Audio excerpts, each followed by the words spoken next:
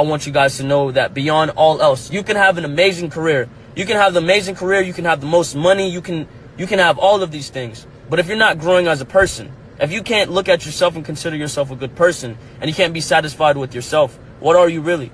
Most people see their physical growth as the end of all of their existence, but forget that their personal or spiritual growth is just as essential, if not more so. People give up most of their life towards materialistic pursuits. But more often than not, that race is never ending. Why is it so hard for us to be satisfied with what we already have? Why are our heart's desires never ending? Perhaps the answer lies within. Perhaps the reason why we keep chasing materialistic pursuits is simply because we are chasing an inner feeling. More often than not, that feeling is joy. Material gain is ultimately meant to bring us joy. At least, that's what we always think. But that is so far from the real truth. So I have a question for you.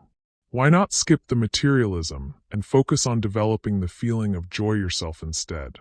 What I mean is, why not just teach yourself to feel joy without having to see an object that visually represents it?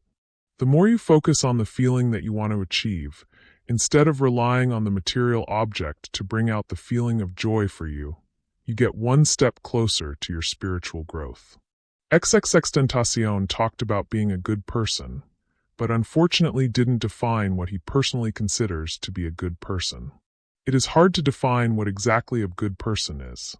All of us have done what can be considered as good or bad. It is simply a part of human nature. It is therefore up to you to decide if you are a good person or not. For me, helping the world to move towards a more positive direction and incorporating human ethics is what makes me feel like I am a good person. But what does it mean for you? Look in the mirror and evaluate yourself, then come to your own conclusion. Stay safe and stay blessed. Enjoy the rest of your day. But if you're not growing as a person, if you can't look at yourself and consider yourself a good person, and you can't be satisfied with yourself, what are you really?